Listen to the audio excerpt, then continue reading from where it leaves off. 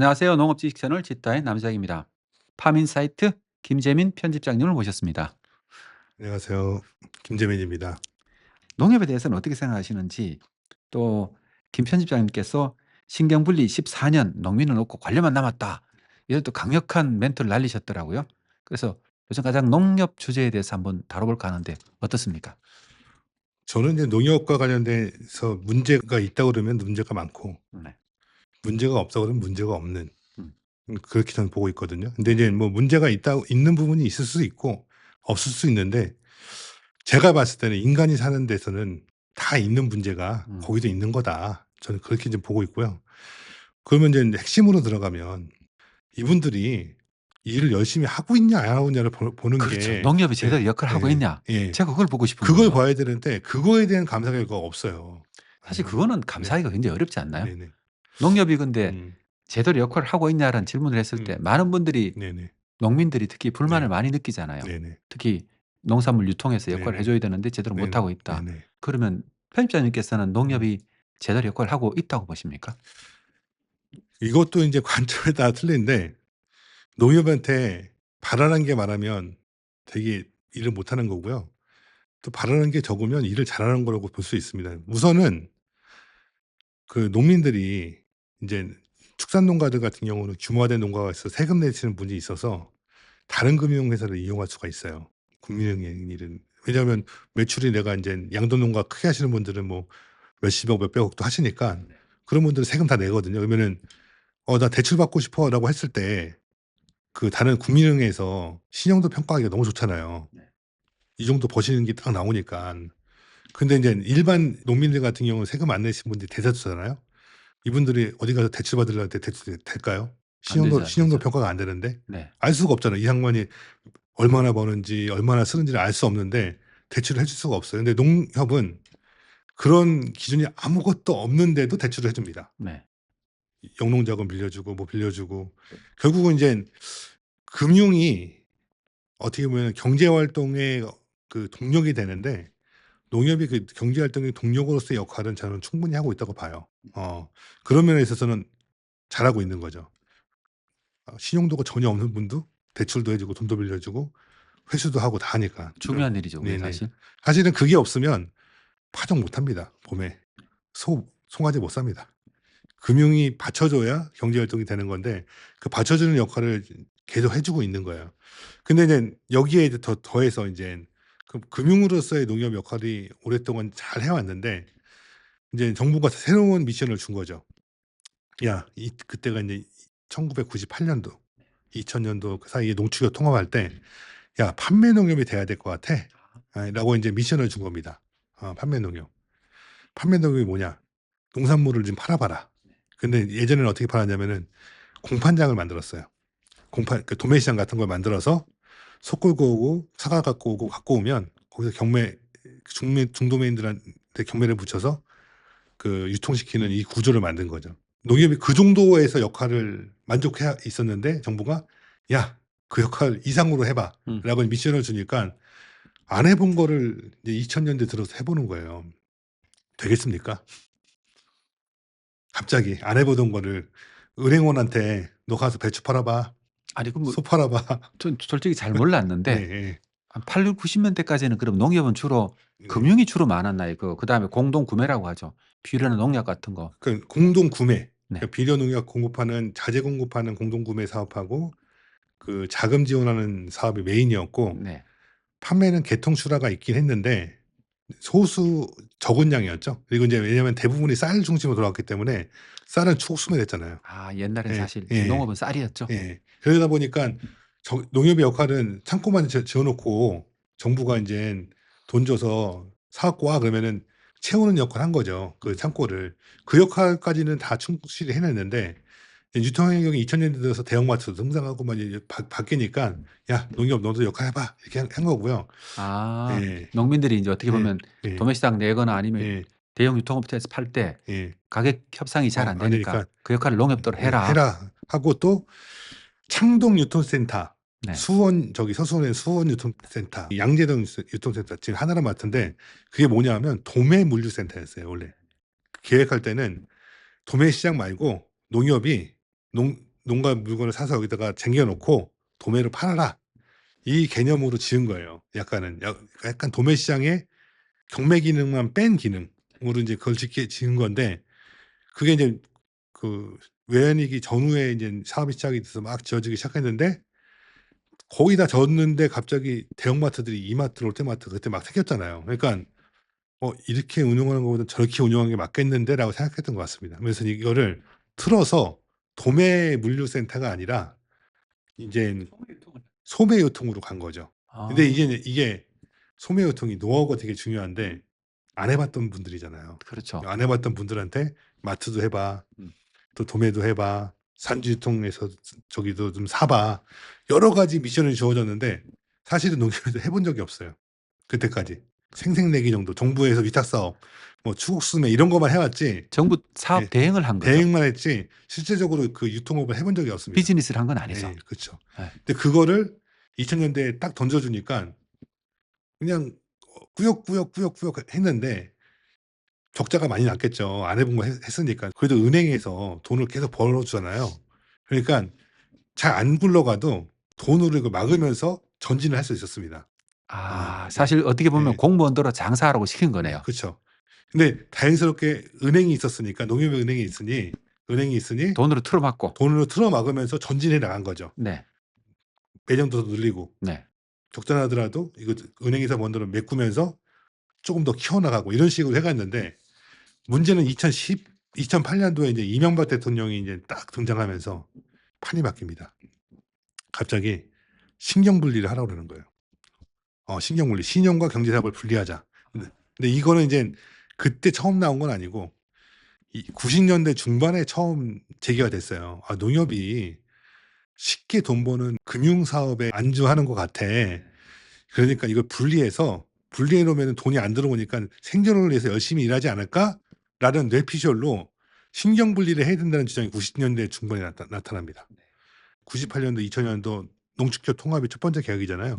그 판매 농협 활성화 쪽으로 갔을 때 그때 김성곤 장관님한테 여쭤봤어요. 그 당시에 농림부 장관이었으니까. 자기가 그걸 와서 분석을 해 보니 농협이 은행을 갖고 있는 게 매우 유리하다. 경제 사업하는데. 인제 자기는 그렇게 판단했다고 그러고요. 또 하나는 은행을 분리하는 순간 재경부에서 먹어버린다 이 자리는. 할 필요가 없다. 재경부가 저기 놀이터가 될 건데 굳이 분리해서 농산물 이거 판매 이거 활성화 지원도 안 되고 하는 거 할 필요가 뭐 있냐. 농축협만 통합하는 걸로 해서 인제 갔는데 노무현 대통령으로 정권 바뀌잖아요. 네. 근데 그때 인젠 윤석원 교수님이 농협 개혁 관련해서 인제 그 과제를 했대요. 신경 분리를 하려면 어떻게 해야 되는지를 해 봤는데 은행은 이제 자기 자본 비율이라고 있잖아요. 그렇죠. 자기가 인제 예수금이나 네네. 대출금이 자기 자본 대비 얼마까지만 모을 수 있는 거예요. 그러니까 인젠 그 당시에 농협은 경제 사업과 두 가지가 같이 있으니까 자본이 이중으로 잡히잖아요. 그러니까 은행 같은 경우도 그 안에서 잡히다 보니까 거기서는 자기 자본이 맞는데 분리해서 자본금을 나누면 부족한 거야. 음. 그래서 경제 사업으로 갈 돈이 너무 부족해지는 거야. 아. 아니면 예수금 다 돌려주고 대출금 다 돌려주고 줄여야 되는데 그 말이 안 되잖아요. 그래서 이거 하려면 자본금을 더 늘려야 되는데 한 10년 정도 모으면 될까 말까다 이렇게 결론을 내린 거예요. 그래서 이거 안 되는 걸로 해서 넘긴 거야. 근데 그거를 정권이 바뀌자마자 공약으로 내걸고 해 버린 거예요. 아. 아. 그 우리는 사실 음. 신경분리라고 했을 때 네. 저는 당시에는 네. 뭐 네. 연구자였으니까 네네. 전혀 몰랐죠, 농협이 네네네. 뭔지. 마치 선진적인 뭔가 나오는 것처럼 음. 금융은 금융대로 잘 음. 경쟁력을 가지고 네네. 또 인제 경제사업은 음. 경제사업대로 활성화될 거다. 네네. 분리를 해 놓고 나면은 네네. 이렇게 홍보를 했었잖아요. 그렇죠. 결정적으로 농가한테 판매하는 자재 산업 같은 경우는 수요가 탄탄하잖아요. 잘 돼요 그냥. 그 성장 산업이 아니잖아요. 고정돼 있잖아요. 농가 수만큼 네. 우리 밭 논 면적만큼 비료 농약 팔리는 겁니다. 그렇죠. 소 살아있는 마리수만큼 여기 사료 팔리는 거고. 그러다 보니깐 거기는 그냥 안전빵으로 가는데 민간하고 경쟁해야 되는 유통이나 식품 같은 경우는 민간 업체랑 경쟁해야 되잖아요. 모구촌이 CJ랑 경쟁해야 되고 롯데엠이랑 경쟁해야 되고 하나로마트가 이마트랑 경쟁해야 되는데 지금은 막 쿠팡이랑 경쟁해야 되니까 막 인제 말이 안 되는 거죠. 그러니깐 첫 해에 자본금 나누고서 시작했을 때는 티가 안 났겠죠. 이제 막 시작했으니까. 근데 1 년, 2 년, 3 년, 4 년, 5 년, 15년 되니깐 누적되잖아요. 건들 수 없는 상황이 된 거죠. 농협의 유통이나 식품 부분의 상황은 약간 홈플러스랑 비슷하다. 위험한 상황이네요. 위험한 상황이다. 어. 거기까지 왔다. 더 이상 견딜 수 없는 예. 상황까지 예. 몰렸는데 네네. 사실 우리는 농협이 잘해 줄 거라고 네네. 기대하고 농협이 더 활성화돼 가지고 네네. 경제 사업을 더 잘해야 된다고 기대를 예. 하잖아요. 네네. 그러기 위해서 농협을 개혁해야 된다고 얘기를 네네. 하고 있는데 네. 이미 신경 분리를 하고 난 상태에서 경제 지주 쪽은 이 경쟁력이 없다 이렇게 예. 보는 게 맞는 거네요. 돈을 계속 집어넣어 줘야 되죠. 그 쿠팡이 이마트를 이겼잖아요, 몇 네. 년 전에. 네. 이긴 이유가 뭡니까? 6조를 쏟아붓고서 이긴 거예요. 그냥 이기는 게 아니라 누가 더 투자를 많이 하고 누가 더 스마트해지냐가 핵심인데, 스마트해지는 것도 투자, 물류도 투자, 다 투자인데 농협은행이랑 하나로마트랑 같은 회사 안에서 그냥 사업 부서로 있을 때는 "여기 좀 적자 나도 여기서 흑자 많이 나니까 괜찮아. 그리고 내년에 마트 몇 개 더 짓자." 할 수가 있는 거예요. 음. 근데 지금은 계속 적자가 나고 있는 상황에서 점점점 고사 말라간 거죠. 신경분리는 원래 중앙에서 금융만 떼어내는 게 신경분리였어요. 근데 이명박 대통령이 그랬다는 거예요. 중간 보고를 했는데 "야, 중앙회 밑에 금융이 이렇게 있는데 모양이 좀 이상하다.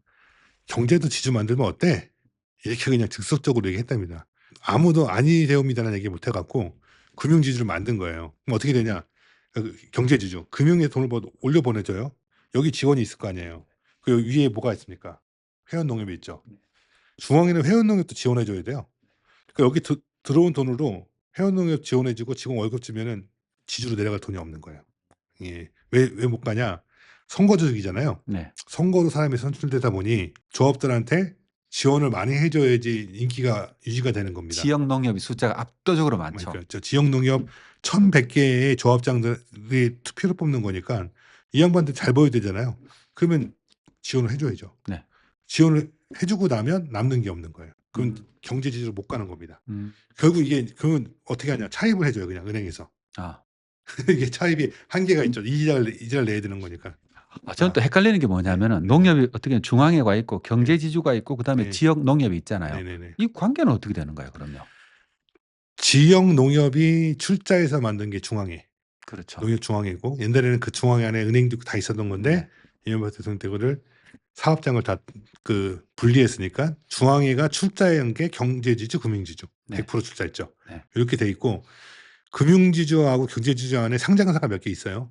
이제 남해화학이나 여기에 이제 뭐 NH투자증권 이런 거는 상장사인데, 그러면 요건 100%가 아니겠죠. 지분이 있으니까.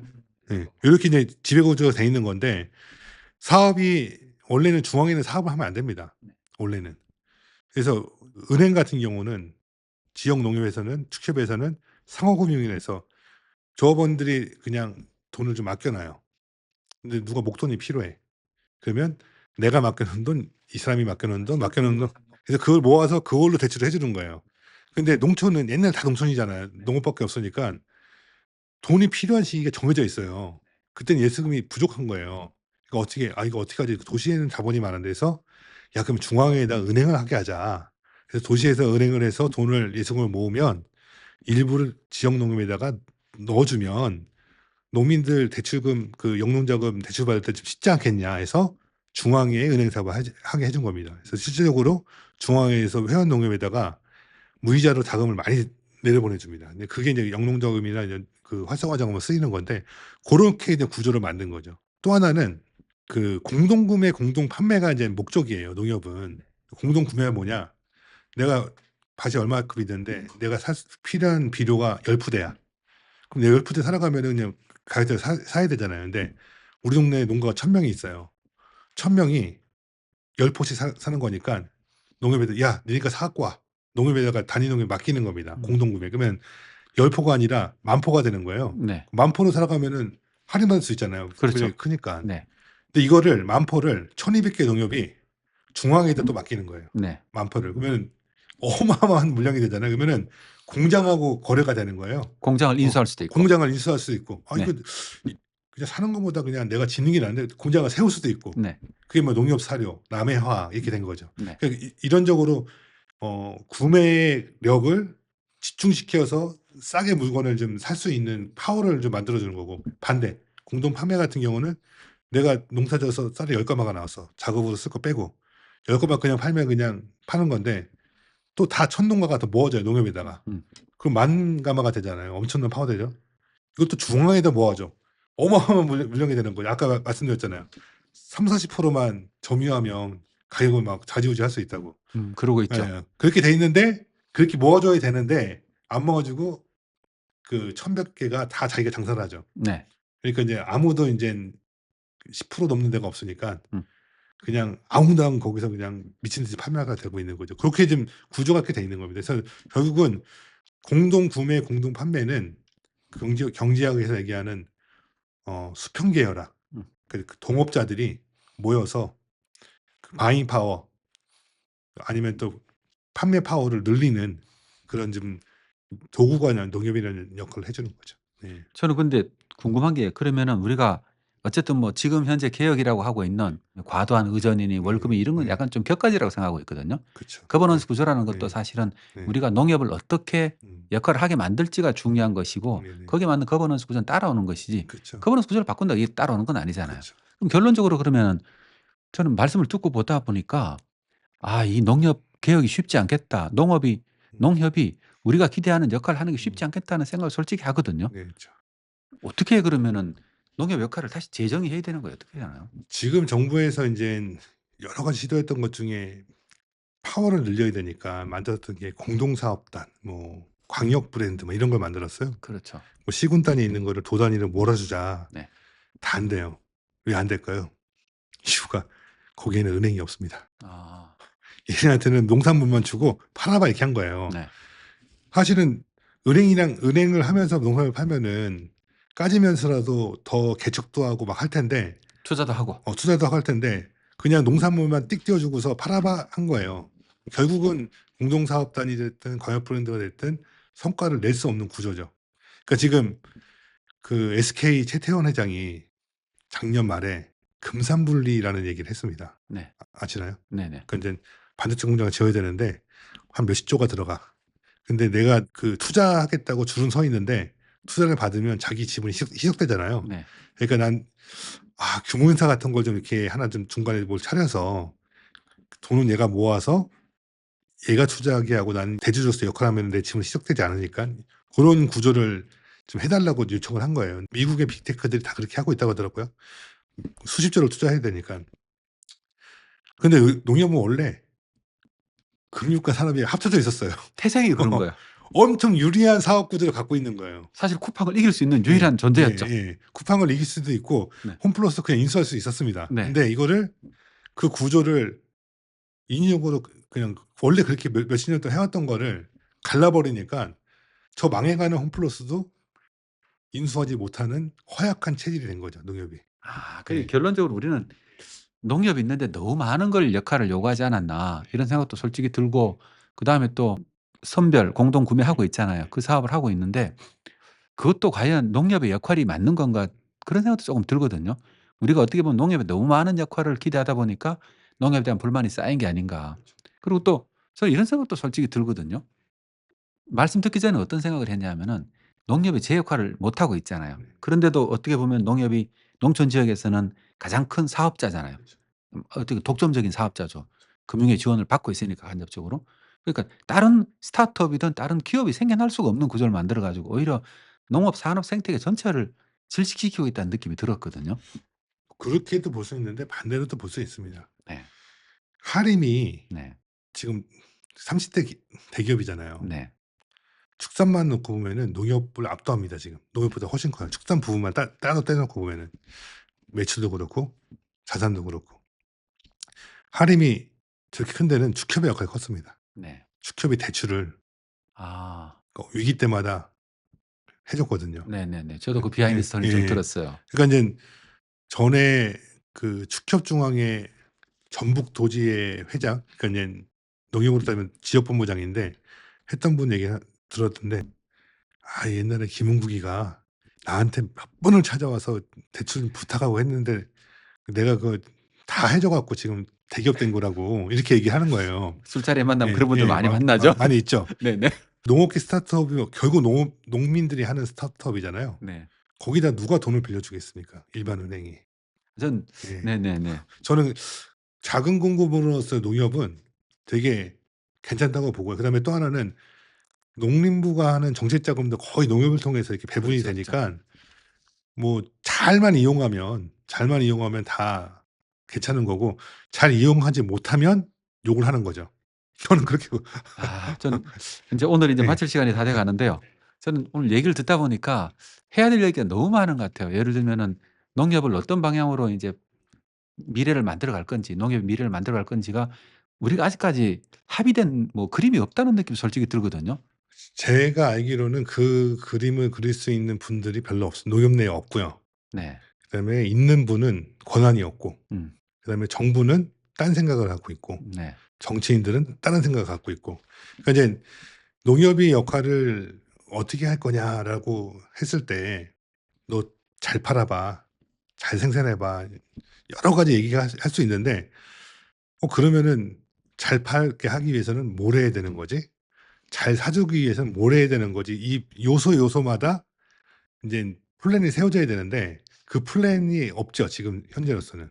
저는 예. 그 방금 하신 말씀에 대해서 예. 다른 생각하고 있는 게 네. '과연 그게 농협의 역할인 거냐.'부터 아 우리가 역할이냐? 다시 정의해야 되지 음. 않을까. 왜냐하면 지금은 이제 너무 경제 구조가 달라져 있는 상황에서 농협이 그 역할을 다 할 수 있느냐.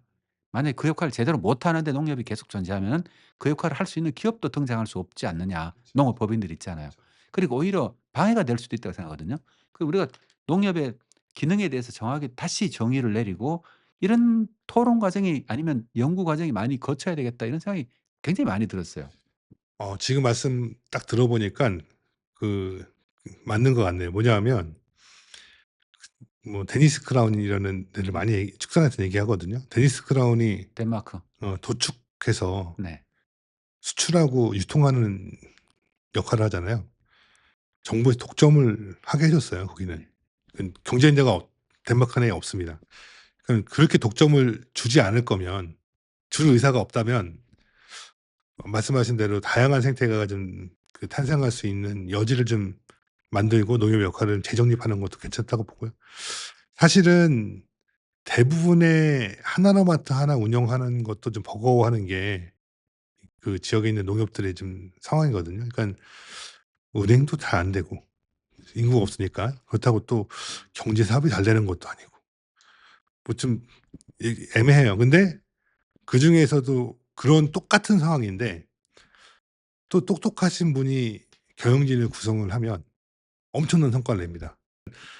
열심히시고 유능하신 분들은 또 그런 똑같은 상황에서 또 성과를 크게 내시는 분들도 있고 똑같은 상황에서 전혀 성과를 못 내는 조합들도 있습니다. 그러니까 아. 이게 사람이 문제인 것도 있고요. 어떻게 보면은 유능한 분들이 조합장이 되거나 상임이사가 되거나 하면 큰 성과를 내기도 하고 또 똑같은 상황인데도 전혀 성과를 못 내고 있는 조합들도 있고 그러니까 이거는 건건이 다 틀린 적이라 "하지 마. 하지 못해." 이거는 좀 그런 것 같고 어쨌든 그런 스타트업을 좀 지원해 주는 역할을 농협이 좀 해 주는 거는 좀 낫지 않을까라는 생각이 들긴 합니다. 예. 아. 사실 음. 그 얘기를 집중적으로 다뤄보고 싶은데 시간이 다 네. 돼 가지고 오늘은 음. 여기서 마무리해야 될 것 같습니다. 뭐 농협 얘기는 인제 맛보기 정도밖에 안 네. 한 것 같거든요. 네네네. 다음에 또 나오셔 가지고 본격적으로 농협의 다양한 음. 아니면 농협의 미래 기능을 어떻게 하면 좋을지, 음. 농업의 개혁 방향을 어떻게 하면 좋을지 음. 이걸 한번 집중적으로 다뤄봐도 좋겠다는 생각을 했고요. 저도 오늘 몰랐던 거를 정말 많이 들은 시간이었던 것 같습니다. 음. 여러분은 어떻게 들으셨나 모르겠네요. 재미있었다면 구독도 좀 부탁드리겠습니다. 오늘은 여기까지입니다. 다음에 다시 재미난 얘기로 찾아뵙겠습니다. 고맙습니다. 감사합니다.